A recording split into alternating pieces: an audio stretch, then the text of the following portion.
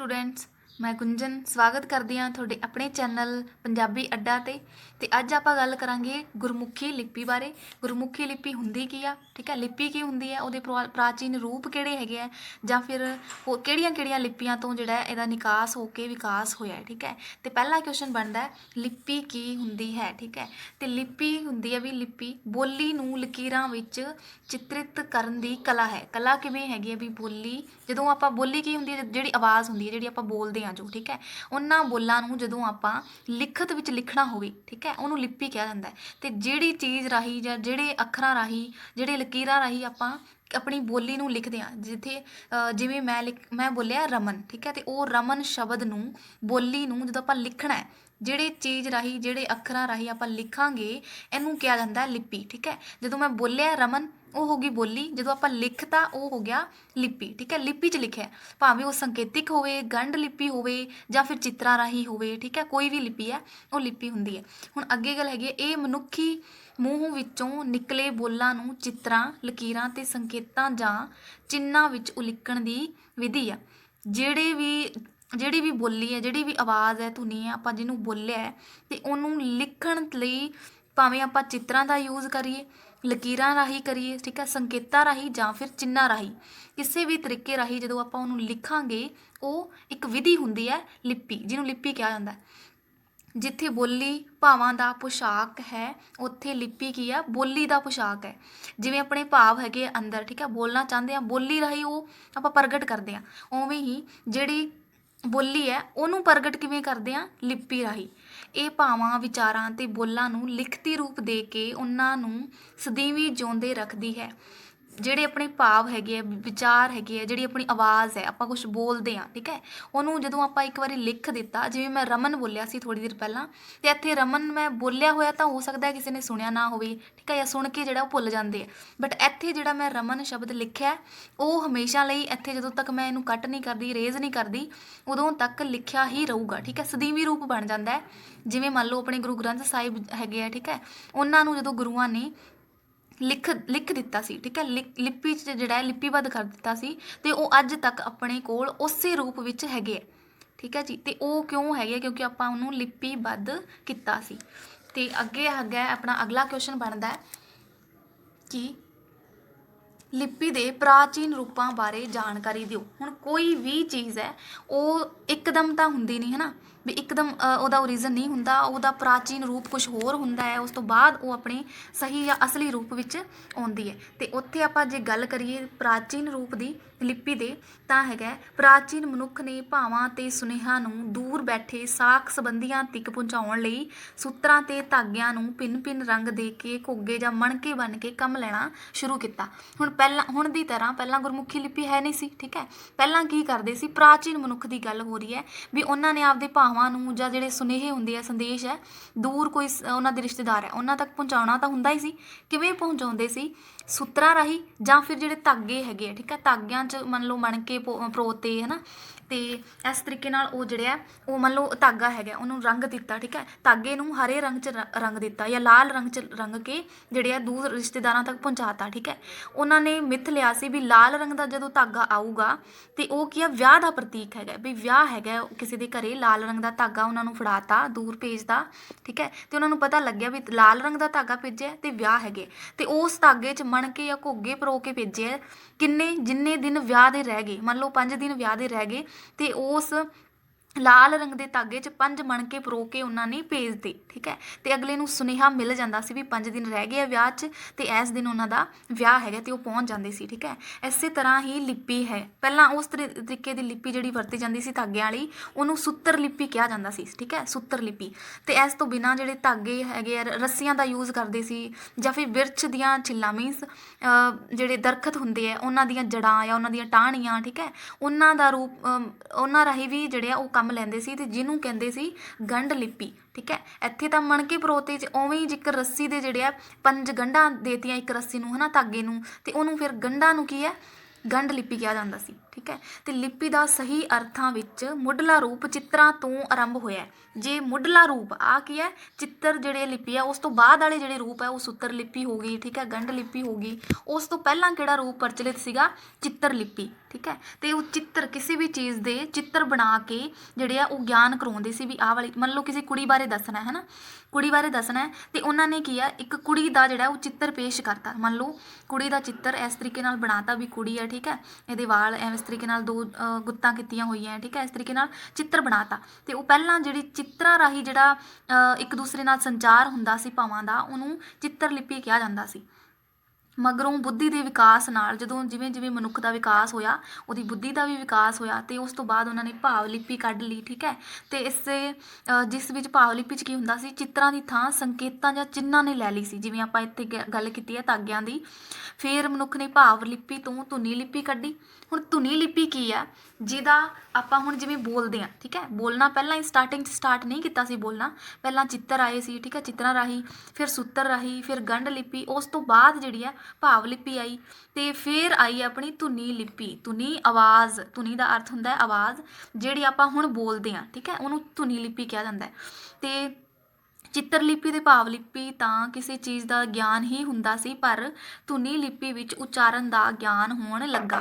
ਫਿਰ ਉਹਨਾਂ ਨੂੰ ਪਤਾ ਲੱਗਾ ਕਿ ਆਪਾਂ ਜਿਹੜਾ ਉਹ ਗਿਆਨ ਵੀ ਜਿਹੜਾ ਉਹ ਉਚਾਰਨ ਵੀ ਕਰ ਸਕਦੇ ਹਾਂ, ਠੀਕ ਹੈ। ਪਹਿਲਾਂ ਉਚਾਰਨ ਦਾ ਨਹੀਂ ਪਤਾ ਸੀ। ਮਨੁੱਖ ਜਿਹੜਾ ਗੂੰਗਾ ਬਣ ਕੇ ਰਹਿੰਦਾ ਸੀ, ਬੋਲਦਾ ਨਹੀਂ ਸੀ, ਕੇਵਲ ਇਸ਼ਾਰਿਆਂ ਰਾਹੀਂ ਗੱਲਾਂ ਕਰਦਾ ਸੀ, ਇਹਨਾਂ ਲਿਪੀਆਂ ਰਾਹੀਂ। ਅੱਜ ਕੱਲ੍ਹ ਜਿਹੜਾ ਪਰ ਧੁਨੀ ਲਿਪੀ ਵਿੱਚ ਕੀ ਆ, ਬੋਲੀ ਦਾ ਉਚਾਰਨ ਦਾ ਵੀ ਪਤਾ ਲੱਗਿਆ। ਅੱਜ ਕੱਲ੍ਹ ਵਿਸ਼ਵ ਭਰ ਵਿੱਚ ਧੁਨੀ ਲਿਪੀਆਂ ਦਾ ਹੀ ਬੋਲਬਾਲਾ ਹੈ, ਜਿਹੜੀ ਹੁਣ ਆਪਾਂ ਬੋਲਦੇ ਹਾਂ, ਭਾਵੇਂ ਉਹ ਪੰਜਾਬੀ ਹੋਵੇ, ਅੰਗਰੇਜ਼ੀ ਹੋਵੇ, ਭਾਵੇਂ ਹੋਵੇ ਹਿੰਦੀ, ਠੀਕ ਹੈ, ਉਰਦੂ ਹੋਵੇ।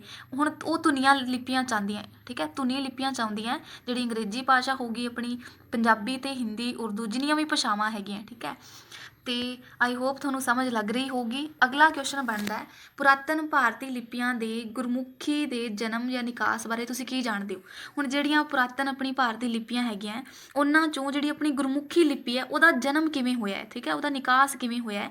ਤੇ ਉਹਦੀ ਜੇ ਆਪਾਂ ਗੱਲ ਕਰੀਏ ਤਾਂ ਹੈਗਾ, ਭਾਰਤ ਵਿੱਚ 5000 ਸਾਲਾਂ ਤੋਂ ਲਿਖਣ ਦੀ ਕਲਾ ਦਾ ਥੋਂ ਪਤਾ ਲੱਗਦਾ ਹੈ। ਮਤਲਬ ਲਿਖਣਾ ਸਟਾਰਟ ਕਿਵੇਂ ਹੋਇਆ ਸੀ, ਕਦੋਂ ਹੋਇਆ ਸੀ। ਜੇ ਭਾਰਤ ਦੀ ਗੱਲ ਕਰੀਏ ਤਾਂ 5000 ਸਾਲ ਤੋਂ ਪਹਿਲਾਂ ਹੀ ਹੋਇਆ, ਠੀਕ ਹੈ, ਬਹੁਤ ਜ਼ਿਆਦਾ ਸਮੇਂ ਨਹੀਂ ਹੋਇਆ। ਤੇ 2500 ਸਾਲਾਂ ਤੋਂ ਬ੍ਰਹਮੀ ਲਿਪੀ ਵਿੱਚ ਸੈਂਕੜੇ ਸ਼ਿਲਾਲੇਖ ਮਿਲੇ ਹੈ।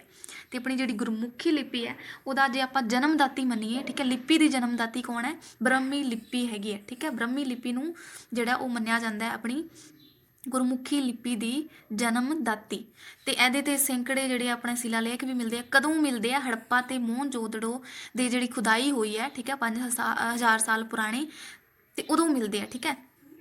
ਤੇ ਜੋ ਅਜੇ ਤੱਕ ਪੜ੍ਹੇ ਵੀ ਨਹੀਂ ਜਾ ਚੁੱਕੇ, ਸਹੀ ਤਰੀਕੇ ਨਾਲ ਪੜ੍ਹੇ ਨਹੀਂ ਹੋਏ ਹਜੇ, ਠੀਕ। 3 ਸਦੀ ਪੂਰਵ ਈਸਵੀ ਵਿੱਚ ਸਮਰਾਟ ਅਸ਼ੋਕ ਦੁਆਰਾ ਬ੍ਰਹਮੀ ਤੇ ਖਰੋਸ਼ਟੀ ਲਿਪੀ ਵਿੱਚ ਆਪਣੇ ਸ਼ਿਲਾਲੇਖ ਲਿਖਵਾਏ ਗਏ। ਜਿਹੜਾ ਸਮਰਾਟ ਅਸ਼ੋਕ ਸੀਗਾ, ਉਹਨੇ ਬ੍ਰਹਮੀ ਤੇ ਖਰੋਸ਼ਟੀ 2 ਲਿਪੀਆਂ ਸੀਗੀਆਂ, ਉਹਨਾਂ 'ਚ ਜਿਹੜੇ ਸ਼ਿਲਾਲੇਖ ਲਿਖਵਾਏ ਸੀ। ਜੇ ਸ਼ਿਲਾਲੇਖ ਦੀ ਗੱਲ ਕਰੀਏ ਤਾਂ ਮੀਨਸ ਇੱਕ ਪੱਥਰ 'ਤੇ ਜਿਹੜੀ ਆ ਉਹ ਲੇਖ ਲਿਖਵਾਤਾ, ਹੈ ਨਾ, ਕੁਛ ਲਿਖਵਾਤਾ, ਤੇ ਉਹਨੂੰ ਸ਼ਿਲਾਲੇਖ ਕਿਹਾ ਜਾਂਦਾ ਹੈ। ਇਹ ਬ੍ਰਹਮੀ ਲਿਪੀ ਭਾਰਤ ਦੀ ਸਭ ਤੋਂ ਪੁਰਾਣੀ ਲਿਪੀ ਹੈ। ਬ੍ਰਹਮੀ ਲਿਪੀ ਕੀ ਹੈ, ਸਭ ਤੋਂ ਪੁਰਾਣੀ ਲਿਪੀ ਮੰਨਿਆ ਜਾਂਦਾ ਹੈ। ਤੇ ਜੋ ਕਿ ਹੁਣ ਬ੍ਰਹਮੀ ਲਿਪੀ ਲਿਖੀ ਕਿਵੇਂ ਜਾਂਦੀ ਹੈ, ਜਿਵੇਂ ਆਪਣੀ ਗੁਰਮੁਖੀ ਲਿਪੀ ਹੈ, ਖੱਬੇ ਤੋਂ ਸੱਜੇ ਲਿਖੀ ਜਾਂਦੀ ਹੈ, ਠੀਕ ਹੈ। ਇਸ ਸਾਈਡ ਤੋਂ ਆਪਾਂ ਸਟਾਰਟ ਹੋਵਾਂਗੇ ਤੇ ਇੱਥੇ ਖਤਮ ਹੋਊਗੀ। ਤੇ ਜਿਹੜੀ ਖਰੋਸ਼ਟੀ ਲਿਪੀ ਹੈ, ਉਹਦਾ ਕੀ ਵਿਸ਼ੇਸ਼ਤਾ ਹੈ ਕਿ ਉਹ ਸੱਜੇ ਤੋਂ ਖੱਬੇ, ਉਹ ਉਲਟੀ ਲਿਖੀ ਜਾਂਦੀ ਹੈ, ਇੱਧਰੋਂ ਸਟਾਰਟ ਹੋ ਕੇ ਇੱਥੇ ਆ ਕੇ ਖਤਮ ਹੋਊਗੀ, ਠੀਕ ਹੈ, ਜਿਵੇਂ ਉਰਦੂ ਭਾਸ਼ਾ ਹੋਊਗੀ, ਠੀਕ ਹੈ।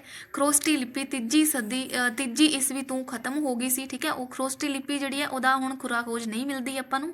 ਹੁਣ ਜਿਹੜੀ ਬ੍ਰਹਮੀ ਲਿਪੀ ਹੈ ਜਿਹੜੀ ਉਹ ਵਿਕਾਸ ਕਰਦੀ ਗਈ ਅੱਗੇ ਤੋਂ ਅੱਗੇ, ਠੀਕ ਹੈ। ਤੇ ਅੱਗੇ ਜਿਹੜੀ ਬ੍ਰਹਮੀ ਲਿਪੀ ਤੋਂ ਵੀ ਹੁਣ ਸਿੱਧੀ ਜਿਹੜੀ ਆ ਬ੍ਰਹਮੀ ਲਿਪੀ ਤੋਂ ਹੋਂਦ 'ਚ ਨਹੀਂ ਆਈ ਆਪਣੀ ਗੁਰਮੁਖੀ ਲਿਪੀ। ਉਹਦੇ ਲਈ ਬ੍ਰਹਮੀ ਲਿਪੀ ਨੂੰ ਬਹੁਤ ਸਾਲ ਲੱਗੇ ਆ, ਠੀਕ ਹੈ, ਹਜ਼ਾਰਾਂ ਸਾਲ ਆਪਾਂ ਕਹਿ ਸਕਦੇ ਹਾਂ ਲੱਗੇ ਆ ਆਪਣੀ ਗੁਰਮੁਖੀ ਲਿਪੀ ਤੱਕ ਸ਼ੁੱਧ ਰੂਪ ਵਿੱਚ ਆਪਣੇ ਤੱਕ ਪਹੁੰਚਣ ਲਈ, ਠੀਕ ਹੈ। ਤੇ ਬ੍ਰਹਮੀ ਲਿਪੀ ਤੋਂ ਉੱਤਰ ਸ਼ੈਲੀ ਤੇ ਦੱਖਣੀ ਸ਼ੈਲੀ 2 ਲਿਪੀਆਂ ਦਾ ਵਿਕਾਸ ਹੋਇਆ।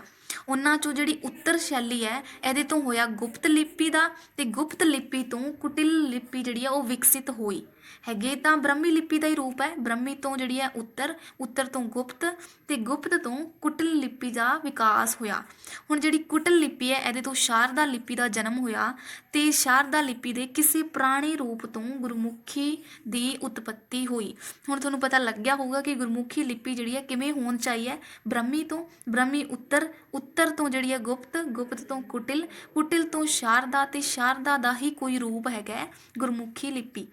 ਇਸ ਪ੍ਰਕਾਰ ਬ੍ਰਹਮੀ ਤੋਂ ਭਿੰਨ ਭਿੰਨ ਪੜਾਅ ਪਾਰ ਕਰਕੇ ਭਾਰਤ ਦੀਆਂ ਆਧੁਨਿਕ ਲਿਪੀਆਂ, ਠੀਕ ਹੈ, ਬ੍ਰਹਮੀ ਤੋਂ ਹੀ ਆਈਆਂ, ਜਿਵੇਂ ਦੇਵਨਾਗਰੀ ਹਿੰਦੀ ਹੋ ਗਈ, ਬੰਗਲਾ ਬੰਗਾਲੀ ਹੋ ਗਈ, ਕੈਥੀ ਗੁਰਮੁਖੀ ਆਪਣੀ ਪੰਜਾਬੀ, ਮੋੜੀ ਗੁਜਰਾਤੀ, ਤੇਲਗੂ ਕੰਨੜ ਆਦਿ ਉਤਪੰਨ ਹੋਈਆਂ।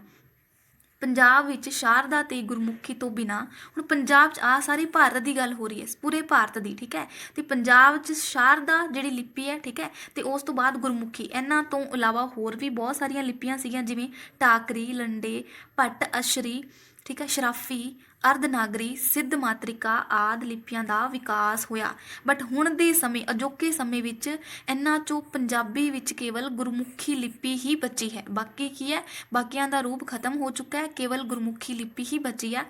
ਅੱਗੇ ਬਣਦਾ ਹੈ ਕਿ ਗੁਰਮੁਖੀ ਲਿਪੀ ਦਾ ਨਿਕਾਸ ਕਿਵੇਂ ਹੋਇਆ, ਠੀਕ ਹੈ। ਹੁਣ ਸਿੱਧੇ ਰੂਪ ਵਿੱਚ ਕਿ ਗੁਰਮੁਖੀ ਲਿਪੀ ਆਪਣੇ ਤੱਕ ਪਹੁੰਚੀ ਕਿਵੇਂ ਹੈ, ਤੁਹਾਨੂੰ ਪਤਾ ਲੱਗਿਆ ਹੋਊਗਾ। ਬਟ ਇਹਦਾ ਸਿੱਧਾ ਰੂਪ ਜਿਹੜਾ ਕਿਹਨੇ ਟਾਲਿਆ, ਠੀਕ ਹੈ, ਸਿੱਧਾ ਦਾ ਸਿੱਧਾ ਰੂਪ, ਤੇ ਇਹਦੇ ਬਾਰੇ 3 ਮਤਭੇਦ ਹੈਗੇ ਆ। ਕਿਹੜੇ ਕਿਹੜੇ? ਪਹਿਲਾਂ ਤਾਂ ਹੈਗਾ ਵੀ ਕਈ ਵਿਦਵਾਨ ਕਹਿੰਦੇ ਆ ਗੁਰਮੁਖੀ ਅੱਖਰਾਂ ਦੀ ਰਚਨਾ ਜਿਹੜੀ ਹੈ ਉਹ ਗੁਰੂ ਅੰਗਦ ਦੇਵ ਜੀ ਨੇ ਕੀਤੀ। ਬਟ ਆਹ ਵਾਲਾ ਮਤ ਕੀ ਹੈ, ਬਿਲਕੁਲ ਹੀ ਗਲਤ ਹੈਗਾ, ਕਿਉਂਕਿ ਕੋਈ ਵੀ ਜਿਹੜੀ ਹੈ ਉਹ ਕੋਈ ਵੀ ਵਿਦਵਾਨ ਹੈ, ਕੋਈ ਵੀ ਰਾਈਟਰ ਹੈ, ਕੋਈ ਵੀ ਰਚਨਾਕਾਰ ਹੈ, ਉਹ ਕੋਈ ਵੀ ਚੀਜ਼ ਨੂੰ ਇੱਕਦਮ ਜਿਹੜਾ ਉਹ ਪ੍ਰਗਟ ਨਹੀਂ ਕਰ ਸਕਦਾ। ਉਹਦਾ ਪਹਿਲਾਂ ਕੋਈ ਪ੍ਰਚਲਿਤ ਰੂਪ ਹੁੰਦਾ ਹੈ, ਉਹਦਾ ਹੀ ਉਹ ਵਿਕਾਸ ਕਰ ਸਕਦਾ, ਠੀਕ ਹੈ। ਤੇ ਗੁਰੂ ਅੰਗਦ ਦੇਵ ਜੀ ਤੋਂ ਪਹਿਲਾਂ ਗੁਰੂ ਨਾਨਕ ਦੇਵ ਜੀ ਹੈਗੇ ਆ, ਜਿਨ੍ਹਾਂ ਨੇ ਪੱਟੀ ਲਿਖੀ ਹੈ, ਤੇ ਪੱਟੀ 'ਚ ਜਿਹੜਾ ਹੈ ਉਹ ਉਹਨਾਂ ਨੇ ਪੰਜਾਬੀ ਦੇ ਗੁਰਮੁਖੀ ਲਿਪੀ 'ਚ ਲਿਖੀ ਹੋਈ ਹੈ, ਠੀਕ ਹੈ। ਤੇ ਉਹਨਾਂ ਤੋਂ ਪਹਿਲਾਂ ਬਾਬਾ ਫਰੀਦ ਜੀ ਵੀ ਪੰਜਾਬੀ ਦੇ ਗੁਰਮੁਖੀ ਲਿਪੀ ਦੀ ਉਹਨਾਂ ਨੇ ਵੀ ਆਪਣੀ ਰਚਨਾਵਾਂ ਕੀਤੀਆਂ। ਤੇ ਇੱਥੇ ਤਾਂ ਕਰਕੇ ਆਹ ਵਾਲਾ ਮਤ ਜਿਹੜਾ ਉਹ ਕੀ ਹੈ, ਉਹ ਗਲਤ ਹੈ। ਤੇ ਦੂਜਾ ਮਤ ਕੀ ਹੈ, ਗੁਰੂ ਨਾਨਕ ਦੇਵ ਜੀ ਨੇ ਕੀਤੀ ਹੈ, ਵੀ ਕਹਿੰਦੇ ਗੁਰੂ ਨਾਨਕ ਦੇਵ ਜੀ ਨੇ ਹੈ, ਤੇ ਉਸ ਤੋਂ ਬਾਅਦ ਬਾਬਾ ਸ਼੍ਰੀ ਚੰਦ ਜਿਹੜੇ ਗੁਰੂ ਨਾਨਕ ਦੇਵ ਜੀ ਦੇ ਹੀ ਬੇਟੇ ਪੁੱਤਰ ਹੈਗੇ ਆ। ਤੇ ਇਹਨਾਂ ਤਿੰਨਾਂ ਮਤਾਂ ਦਾ ਕੀ ਹੈ, ਰੱਦ ਕੀਤਾ ਗਿਆ। ਤਿੰਨੋਂ ਹੀ ਕੀ ਹੈ, ਰੱਦ ਕੀਤਾ ਗਿਆ। ਕਿਉਂ ਕੀਤਾ ਹੈ? ਕਿਉਂਕਿ ਜਦੋਂ ਅਸੀਂ ਗੁਰੂ ਗ੍ਰੰਥ ਸਾਹਿਬ ਵਿੱਚ ਗੁਰੂ ਨਾਨਕ ਦੇਵ ਜੀ ਦੀ ਬਾਣੀ ਪੱਟੀ ਨੂੰ ਦੇਖਦੇ ਹਾਂ, ਤੇ ਜਿਸ ਵਿੱਚ ਗੁਰਮੁਖੀ ਲਿਪੀ ਦੇ ਸਾਰੇ ਅੱਖਰ ਹੀ ਉਚਾਰੇ ਹੋਏ ਹੈ, ਠੀਕ ਹੈ, ਸਾਰੇ ਅੱਖਰ ਹੀ, ਤਾਂ ਕਰਕੇ ਗੁਰੂ ਨਾਨਕ ਦੇਵ ਜੀ ਤੋਂ ਪਹਿਲਾਂ,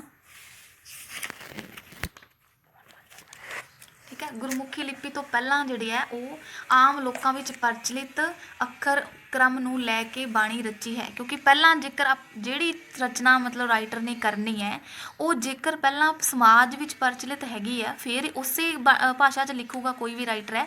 ਐਵੇਂ ਤਾਂ ਨਹੀਂ, ਮੰਨ ਲਓ ਆਪਾਂ ਪੰਜਾਬ ਦੀ ਗੱਲ ਕਰੀਏ, ਆਪਾਂ ਨੂੰ ਕਿਸੇ ਨੂੰ ਉਰਦੂ ਪੜ੍ਹਨੀ ਆਉਂਦੀ ਨਹੀਂ ਹੈ ਨਾ, ਤੇ ਕੋਈ ਰਾਈਟਰ ਹੈ ਉਰਦੂ 'ਚ ਉਹ ਕਰ ਦਿੰਦਾ ਰਚਨਾ, ਫਿਰ ਉਹ ਪੰਜਾਬ 'ਚ ਹੀ ਪ੍ਰਕਾਸ਼ਿਤ ਕਰਾਉਂਦਾ ਆਪਦੀ ਕੋਈ ਵੀ ਕਿਤਾਬ ਹੈ, ਠੀਕ ਹੈ, ਤੇ ਉਹਦਾ ਫਾਇਦਾ ਕੀ ਹੈ, ਠੀਕ ਹੈ, ਉਹਦਾ ਕੋਈ ਫਾਇਦਾ ਹੈ ਨਹੀਂਗਾ। ਹਾਂਜੀ, ਅਗਲਾ ਕੁਐਸਚਨ ਹੈਗਾ ਗੁਰਮੁਖੀ ਲਿਪੀ ਦੇ ਪਿਛੋਕੜ ਬਾਰੇ ਤੁਸੀਂ ਕੀ ਜਾਣਦੇ ਹੋ, ਜਾਂ ਫਿਰ ਇਹਦੀ ਪ੍ਰਾਚੀਨਤਾ ਹੈ ਉਹਦੇ 'ਤੇ ਕੁਛ ਨੋਟ ਲਿਖੋ, ਠੀਕ ਹੈ। ਜਨਮ ਜਾਂ ਵਿਕਾਸ ਜਿਹੜਾ ਆਪਾਂ ਪਿੱਛੇ ਕਰਕੇ ਆਏ ਹਾਂ ਉਹਦਾ ਹੀ ਹੈਗਾ ਸਾਰਾ ਸਿਸਟਮ, ਠੀਕ ਹੈ। ਤੇ ਇੱਥੇ ਗੁਰਮੁਖੀ ਇੱਕ ਪ੍ਰਾਚੀਨ ਲਿਪੀ ਹੈ, ਜਿਵੇਂ ਆਪਾਂ ਕਰਕੇ ਆਏ ਹਾਂ ਵੀ ਪਹਿਲਾਂ ਚਿੱਤਰ ਲਿਪੀ ਸੀਗੀ, ਸੂਤਰ ਗੰਢ ਲਿਪੀ, ਭਾਵ ਲਿਪੀ, ਧੁਨੀ ਲਿਪੀ, ਠੀਕ ਹੈ, ਇਸ ਤਰੀਕੇ ਨਾਲ। ਤੇ ਜੋ ਬ੍ਰਹਮੀ ਪਰਿਵਾਰ ਵਿੱਚੋਂ ਵਿਕਸਿਤ ਹੋਈ ਸਾਰਦਾ ਲਿਪੀ ਵਿੱਚੋਂ ਉਤਪੰਨ ਹੋਈ ਹੈ, ਕਿ ਜਿਹੜੀ ਪ੍ਰਾਚੀਨ ਲਿਪੀ ਹੈ ਉਹ ਬ੍ਰਹਮੀ ਲਿਪੀ 'ਚੋਂ ਜਿਹੜੀ ਉੱਤਰ ਸ਼ੈਲੀ ਸੀਗੀ, ਠੀਕ ਹੈ, ਉਸ ਤੋਂ ਗੁਪਤ ਸੀਗੀ, ਗੁਪਤ ਤੋਂ ਕੁਟਿਲ, ਤੇ ਕੁਟਿਲ ਤੋਂ ਸ਼ਾਰਦਾ, ਤੇ ਸ਼ਾਰਦਾ ਤੋਂ ਜਿਹੜੀ ਹੈ ਉਤਪੰਨ ਹੋਈ ਆਪਣੀ ਗੁਰਮੁਖੀ ਲਿਪੀ। ਉਸ ਤੋਂ ਬਾਅਦ ਉਂਝ ਇਸ ਦਾ ਵਰਤਮਾਨ ਨਾਂ ਗੁਰਮੁਖੀ ਜਿਹੜੀ ਹੈ ਉਹ ਗੁਰੂ ਸਾਹਿਬਾਂ ਤੋਂ ਪਹਿਲਾਂ ਪ੍ਰਚਲਿਤ ਨਹੀਂ ਸੀ, ਤੇ ਇਹ ਕੀ ਆ, ਗੁਰੂ ਸਾਹਿਬਾਂ ਦੀ ਦੇਣ ਹੈ। ਜਿਵੇਂ ਕਿ ਸਾਰੇ ਕਹਿੰਦੇ ਆ, ਬਹੁਤ ਸਾਰੇ ਵਿਦਵਾਨ ਕਹਿੰਦੇ ਆ ਵੀ ਗੁਰੂ ਅੰਗਦ ਦੇਵ ਜੀ ਨੇ ਜਿਹੜੀ ਗੁਰਮੁਖੀ ਲਿਪੀ ਨੂੰ ਢਾਲਿਆ ਹੈ, ਜਾਂ ਜੋ ਵੀ ਹੈ, ਠੀਕ ਹੈ। ਉਹ ਕਿਉਂ ਕਹਿੰਦੇ ਆ? ਕਿਉਂਕਿ ਜਿਹੜਾ ਨਾਂ ਹੈਗਾ ਉਹ ਗੁਰੂਆਂ ਤੋਂ ਜਿਹੜਾ ਉਹ ਵਿਕਸਿਤ ਹੋਇਆ, ਜਾਂ ਫਿਰ ਗੁਰਮੁਖੀ ਨਾਂ ਗੁਰੂਆਂ ਤੋਂ ਹੀ ਪ੍ਰਚਲਿਤ ਹੋਇਆ ਹੈ।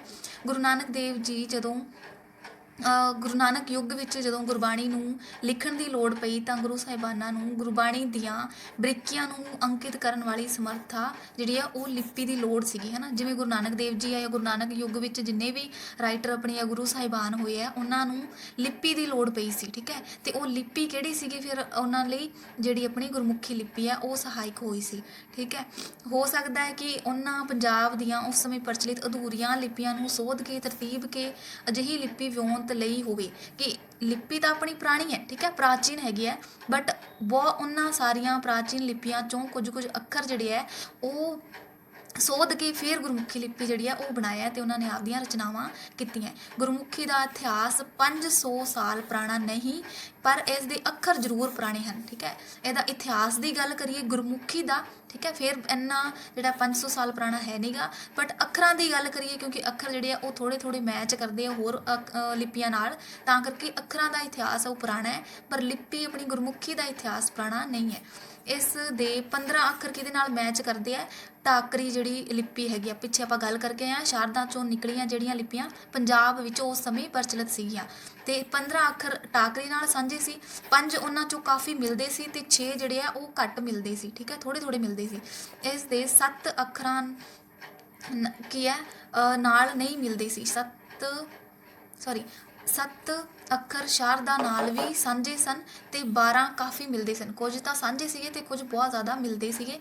ਤੇ ਗੁਰਮੁਖੀ ਦੇ ਜਿਹੜੇ ਕੁਝ ਅੱਖਰ ਟਾਕਰੇ ਤੇ ਸ਼ਾਰਦਾ ਨਾਲ ਨਹੀਂ ਮਿਲਦੇ ਸੀ ਉਹ ਕੀ ਹੈ ਲੰਡੇ ਮਹਾਜਨੀ ਦੇ ਅੱਖਰਾਂ ਨਾਲ ਮਿਲਦੇ। ਜਿੰਨੀਆਂ ਵੀ ਪੰਜਾਬ ਵਿੱਚ ਪ੍ਰਚਲਿਤ ਲਿਪੀਆਂ ਸੀਗੀਆਂ ਉਹਨਾਂ ਤੇ ਕੁਝ ਅੱਖਰ ਜਿਹੜੇ ਆ ਮਿਲਦੇ ਸੀ ਤੇ ਕੁਝ ਨਹੀਂ ਮਿਲਦੇ ਸੀ। ਇਸ ਤਰੀਕੇ ਨਾਲ ਜਿਹੜੀ ਆ ਗੁਰਮੁਖੀ ਲਿਪੀ ਨੂੰ ਘੜਿਆ ਕਿਨੇ ਹੈ? ਗੁਰੂਆਂ ਨੇ ਘੜਿਆ, ਠੀਕ ਹੈ।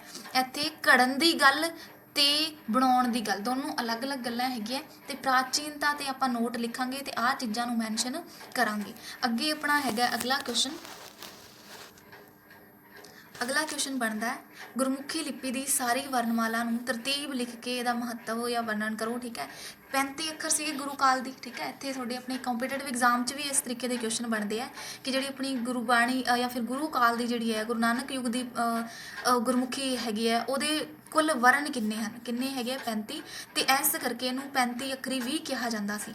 ਅੱਖਰਾਂ ਦੀ ਤਰਤੀਬ ਕਿਵੇਂ ਹੈ ਜੇਕਰ ਗੱਲ ਕਰੀਏ, ਠੀਕ ਹੈ, ਇਹਦੇ ਟੋਟਲ 8 ਵਰਗ ਹੈਗੇ ਆ, ਠੀਕ ਹੈ। ਕਿੰਨੇ ਵਰਗ ਹੈਗੇ ਆ? 8 ਵਰਗ।